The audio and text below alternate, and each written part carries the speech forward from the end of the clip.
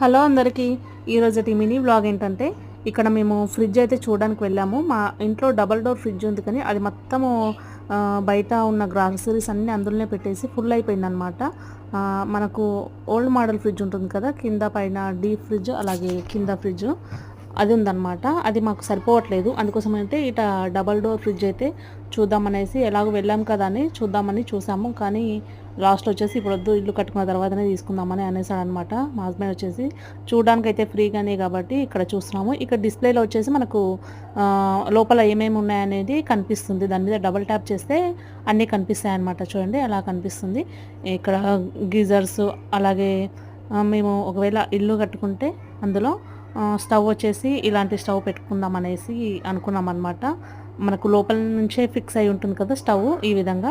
అలా అయితే చూడాలి. ఈరోజు మినీ బ్లాగ్ అయితే ఇదేనండి. నచ్చితే ఒక లైక్ వేసుకోండి.